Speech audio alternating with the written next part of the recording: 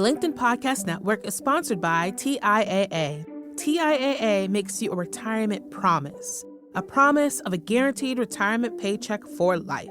Learn more at TIAA.org/promises pay off. LinkedIn presents.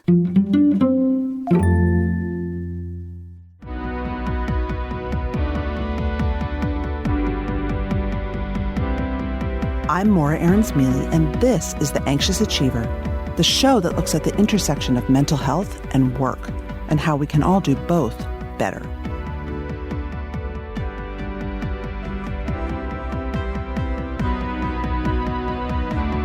Ever have one of those days where you're just jolted awake an hour, maybe even 2 hours before your alarm goes off? Your mind is flooded with everything you've got to get done, from your morning routine, the people to keep track of, your work meetings, needing to get the boiler fixed. And it doesn't stop there, because you might also be worrying about whether you used the right words in a meeting last week, whether your partner's mad at you, whether you'll ever be good enough. The twisted comfort of overthinking. You might have seen the factoid going around the internet as of late that, in fact, not everyone has a constant monologue going on in their head. Well, I definitely do. And it's something I can relate to today's guest about as well. Meredith Arthur is Chief of Staff at 220, an in-house incubator at Pinterest. And she wrote the book, Get Out of My Head, Inspiration for Overthinkers in an Anxious World. I started by asking Meredith if she considers herself an overthinker, and why.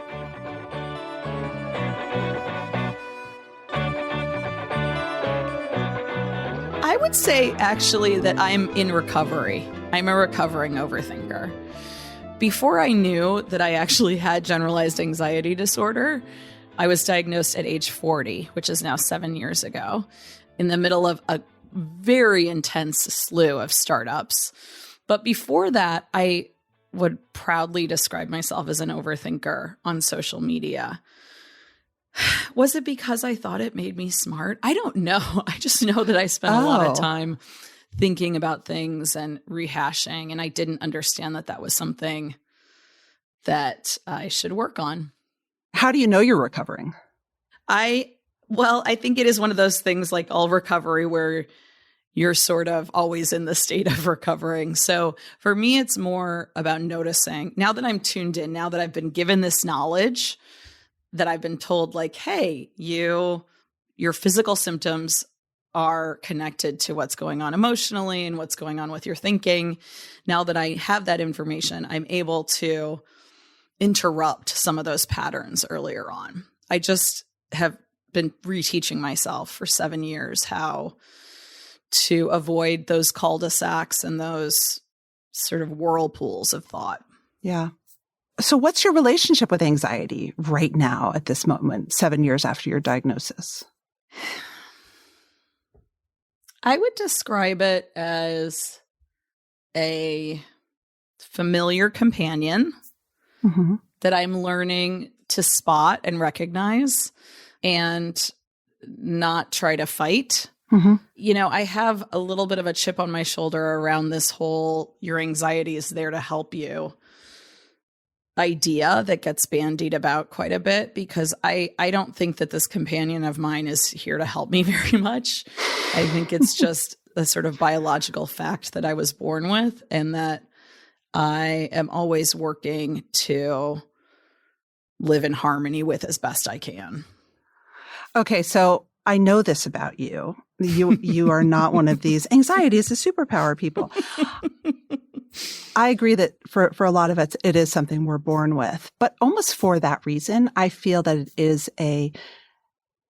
it's both data and a gift that we can tap into the same way that we might tap into one of our other gifts. Like we happen to have a good sense of humor or we're good at math. Yeah. You know, anxiety itself is neither good nor bad. It is.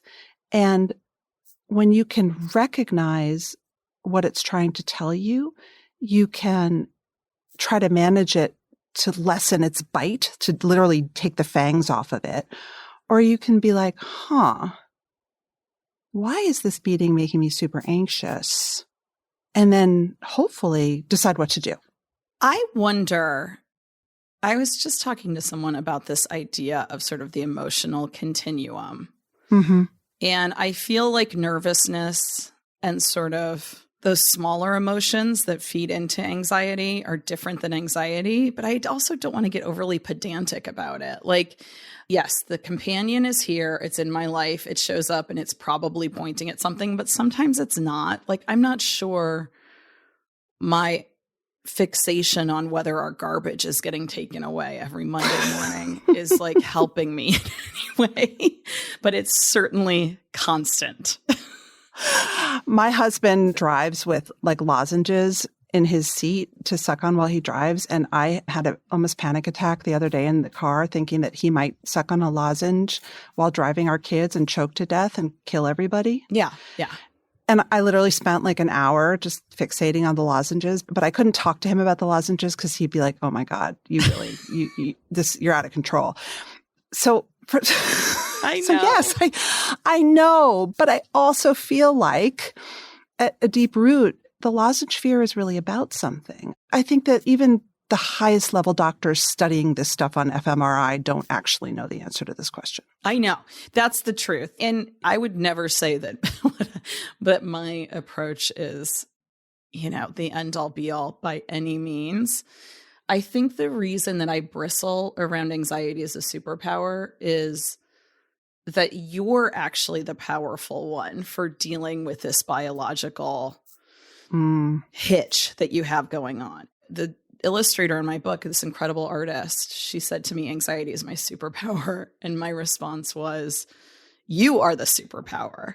Anxiety is something you live with and you sort of live in relation to." And maybe that's just sort of, I don't know. I don't want to be dissecting it too much, but I will say one thing that I do appreciate about anxiety is that learning to communicate about it has brought me a lot closer to people in my life and people I don't even know, like you, where we feel we know each other and we have sort of a safety and security around that.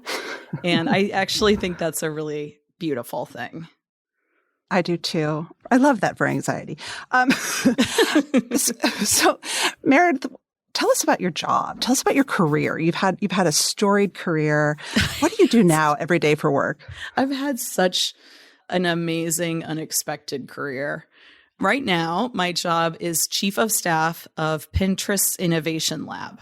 And it has been quite a journey to understand my deeper skill set and how best to use it. Mm-hmm. As chief of staff, I get to work with some of the most incredible engineers and designers to build new products, many of which are grounded in the idea of creative play and definitely have emotional well-being undertones as well.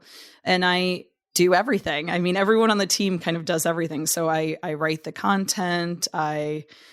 For example, working on Pinterest TV, I helped find and build a team that would run Pinterest TV with a new skill set for Pinterest of producers and just incredible new ideas and exploring them and bringing them to life with a small, passionate team of experienced people who want to be hands-on. So that's something that I really appreciate, that at this stage in my career, 15 years in, I can still be making stuff and be very hands-on with the products that we're creating. And there are other people who are sort of like that as well, who are interested in really making things.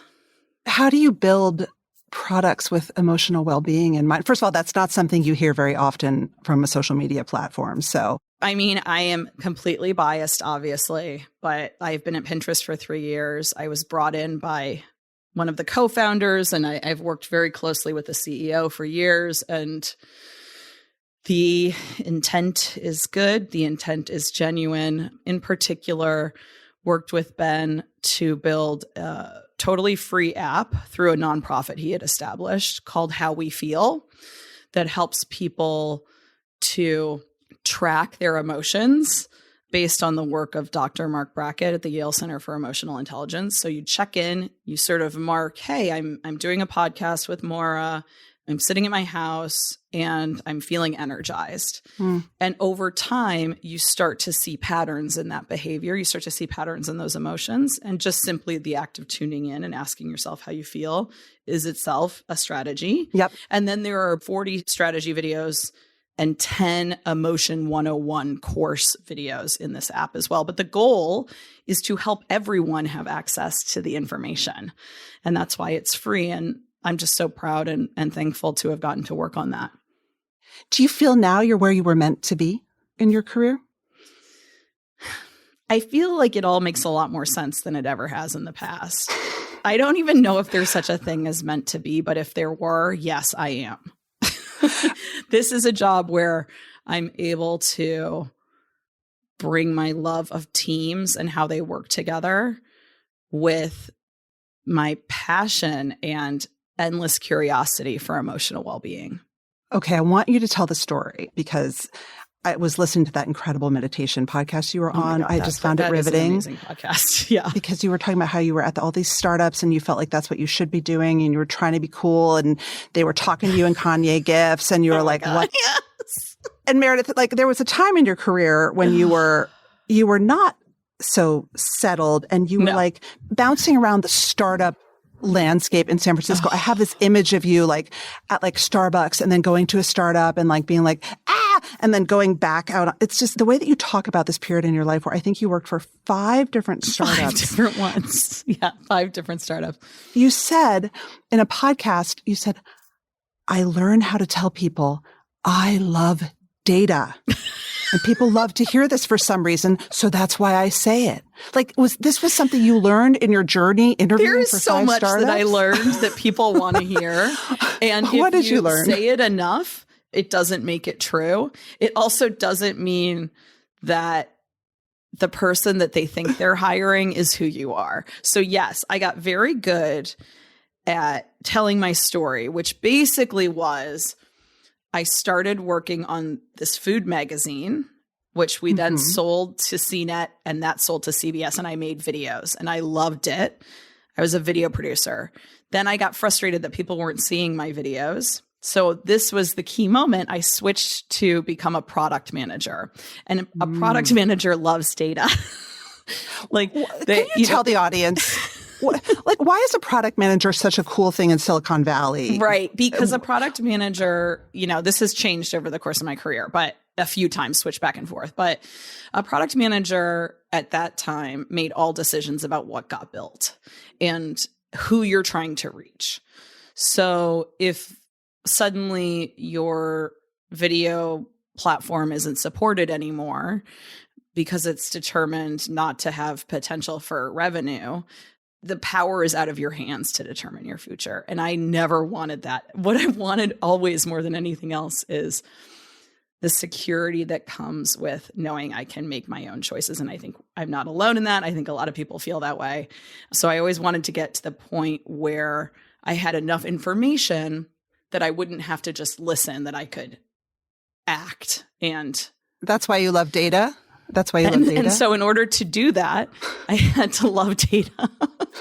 I really had to love data. So I remember just being very confused about who I was and what I was good at, because I could kind of be good at lots of things. But this period of bouncing between startups was super interesting in retrospect, because I got a ton of feedback in a very short period of time about what I was and was not good at. And through that, I don't know if I ever would have had such a steep learning curve about myself if I hadn't gone through those job experiences. And probably being a young parent. I don't know. There were a lot of things at play at the same time. And another thing was the medication I was on. I was on a migraine medication that was sort of, it almost felt like I was high all day. It was called Topamax, and it just really affected me as well. And so all of a sudden, things that might have seemed stable were not, like who I was, my personality, what I cared about. And I have a friend who is a famous person, but also an amazing person, named Molly Ringwald. And we were at breakfast together one day when I was really loving data. And she said, Meredith, what's going on with you? I'm not seeing that creative side of you that I always used to see. And I told her, I tell her I will love her forever for that, because it was a real wake up call to me that I had drifted so far from any moorings about who I was and what nourished me. That was the beginning of the big change, I would say, around not loving data as much. I've always tried to sort of break molds. So I was in this role where I was doing both content and product. And I skated through that for numerous jobs. And it was always that the places that I was working wanted my content expertise. And I wanted to learn the power of product. I wanted to be a product thinker and to build.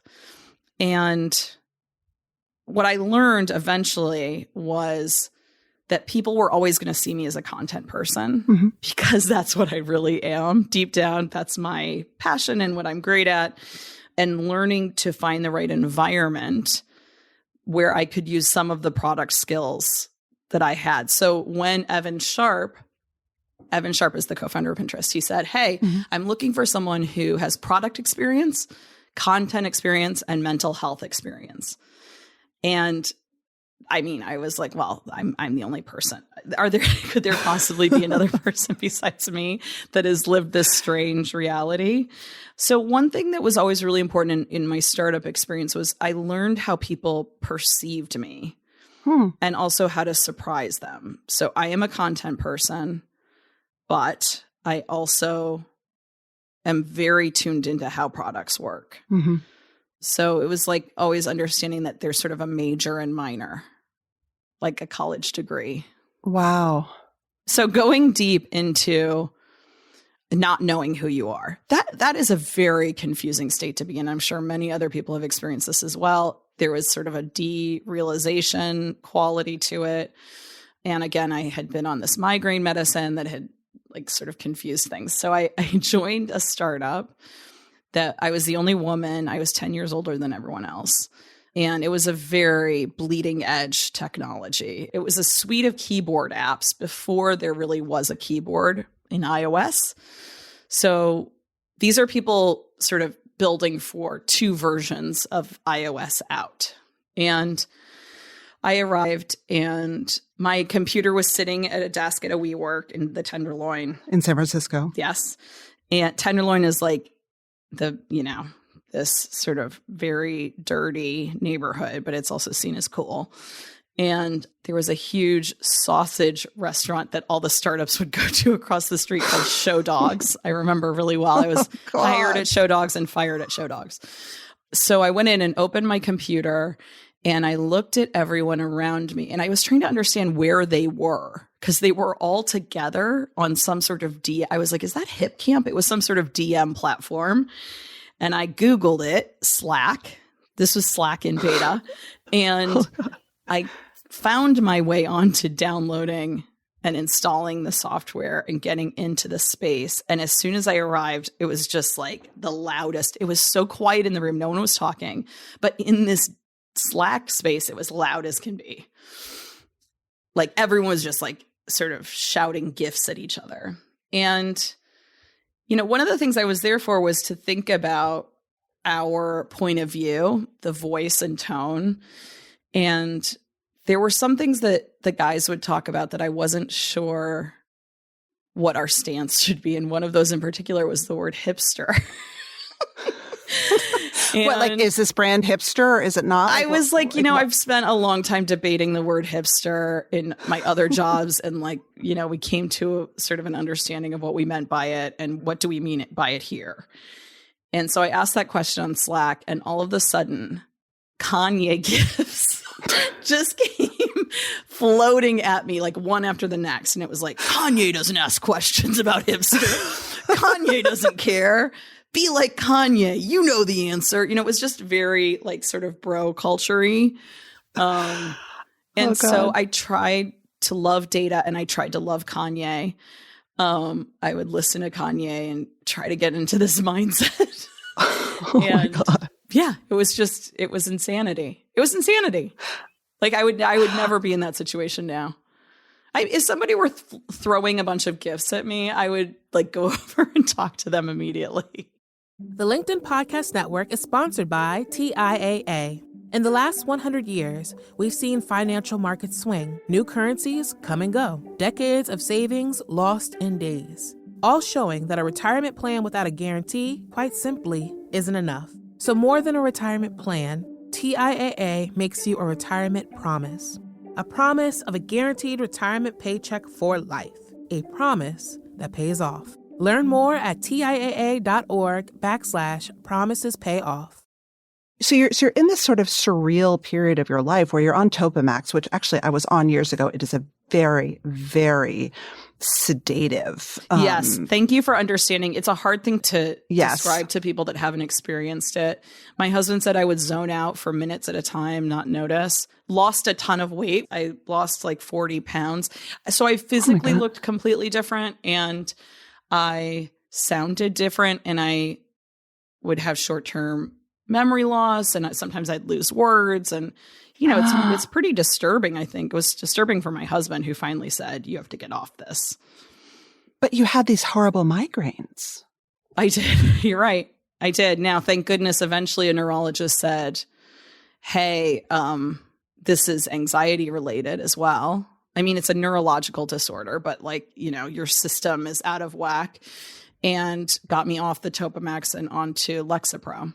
And that helped a lot. So you went to a neurologist for your migraines. Yes. And I had been to her before. This was like my 4th time of seeing her. There was just something about this time where I think I came in with lots of different notes and all these meds that I was trying. And I was so hopped up, Morra. I was like, hey, I really want to talk about the vagus nerve because I think high vagal tone, blah, blah, blah. I'm just going on. And I just struck her with her experience, like, this is what's happening here. And she said to me, I tell people this nearly every day, and very few of them will listen to me. For the most part, they just say you're wrong and leave. Whereas I wanted to know everything that she had to say about this. And I suddenly realized she was right. I mean, the strangest thing about my experience is that I didn't know for 40 years what was happening. You didn't think of yourself as an anxious person? Absolutely not. The word worry never meant anything to me. I was a problem solver. Give me a problem, no matter how large, climate change, and I will attempt to solve it. And, it's just, I thought any system could be improved, that working hard enough to find an answer, enough research, and you could find a way. And you said about how you felt, I'm a spinning head of thoughts floating up in a body of pain. Oh, so once you unpacked that, could you find the spinning thoughts? The spinning thoughts were often around solving. And that's, again, why worry does not resonate for me, because my overthinking was around solving everything. Anything that came up that I didn't fully understand and wasn't completely transparent to me, I would try to solve. So that was my version of worry. I just never thought of it that way. Did that make people happy when you were always solving their problems?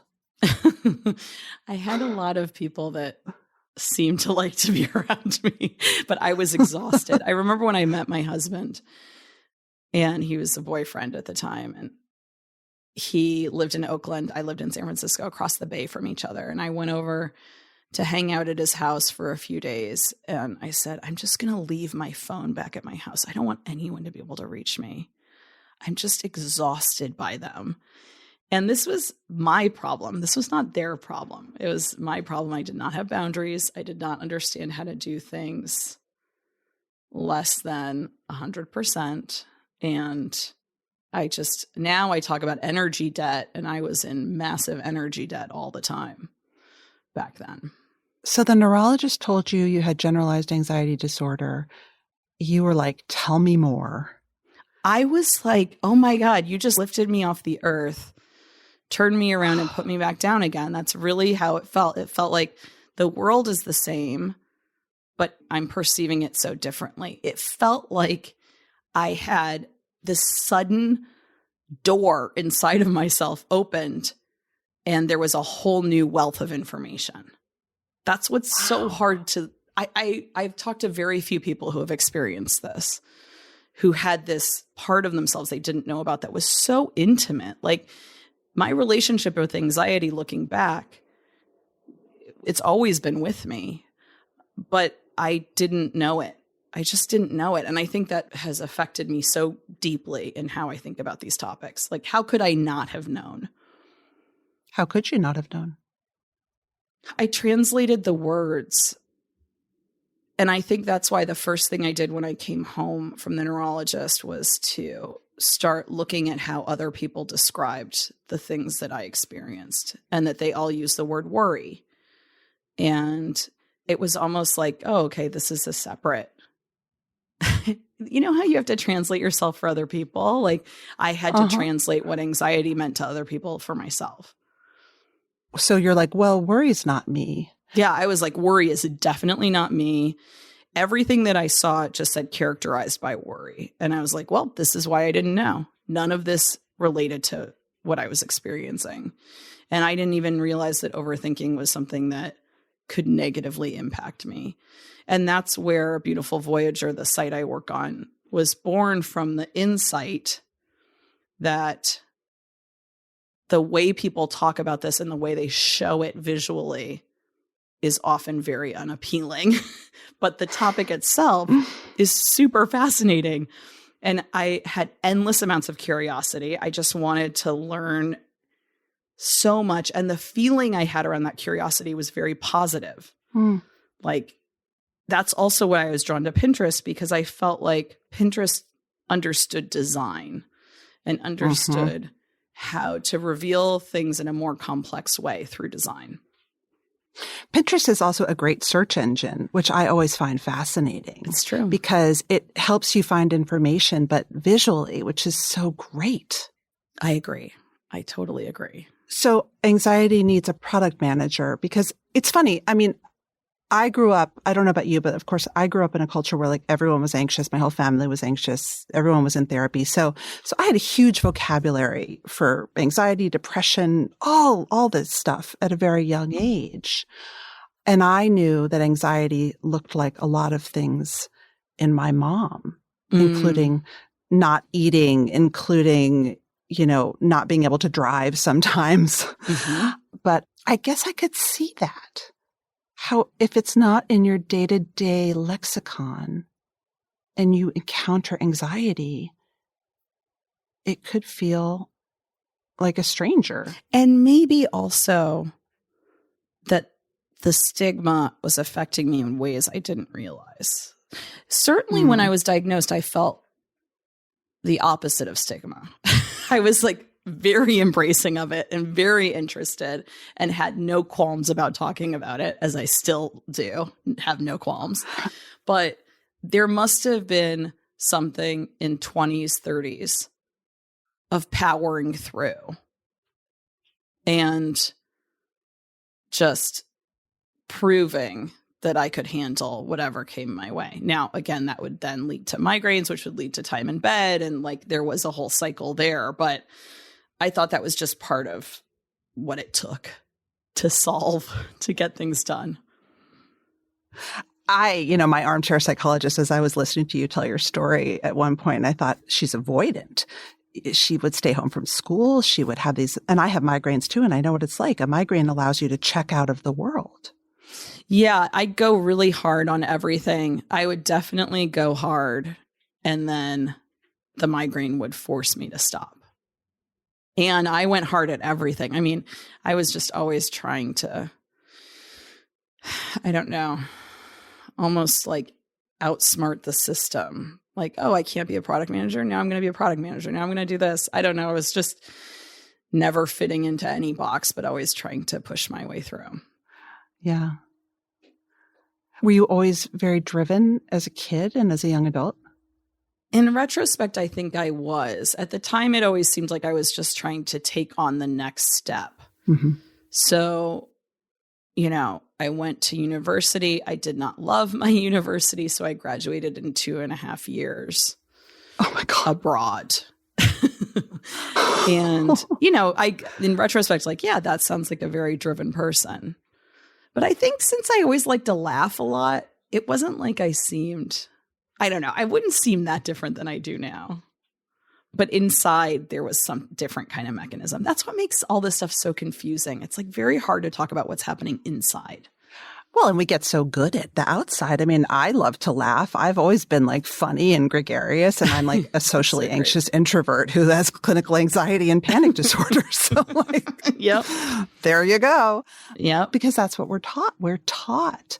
And I mean, no offense to me, you sound like a real anxious achiever, especially graduating college in 2.5 years. Oh, I definitely am. I mean, as soon as you launched this podcast, I was like, I got to talk to Morra about this. I mean, I feel like I'm one of your archetypes. Now I've just focused it more on creating new systems. So, ERGs for mental health, and, been lucky enough to work in philanthropy at Pinterest as well for emotional well-being and mental health. And so I've sort of gotten a chance to redirect it into hopefully things that help other people as well. I hope.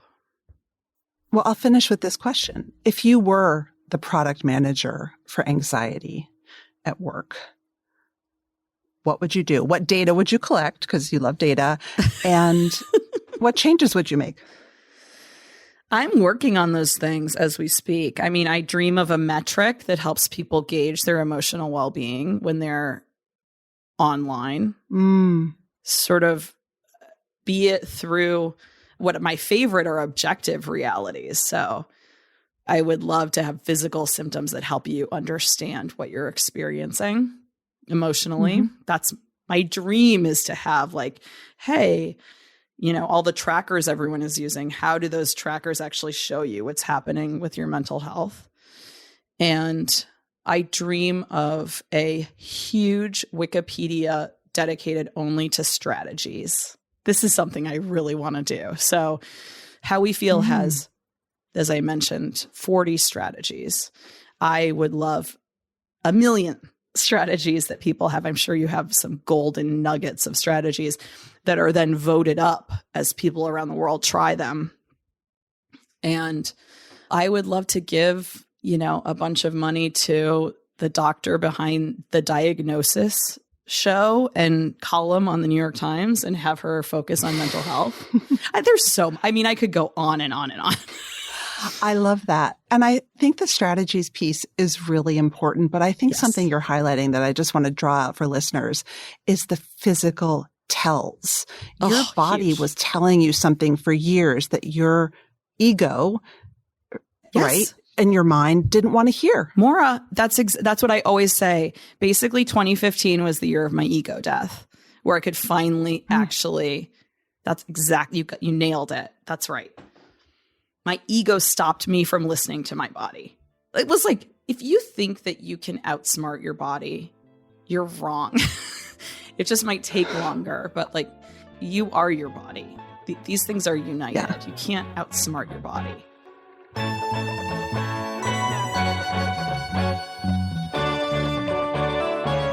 That's it for today. Our show is produced and edited by Mary Dew. Our assistant producer and sound engineer is Nick Krinko. Many thanks to the LinkedIn Presents family and to all our guests for sharing their stories. If you love the show, tell your friends. I would love you to leave a review because they really matter in helping the show get found. You could also follow us or subscribe. If you have a question for me or you want to submit an idea for the show, find me on LinkedIn, where you can follow me, message me, I promise I'll write back, or subscribe to my newsletter for more from the anxious achiever world. Thanks for listening.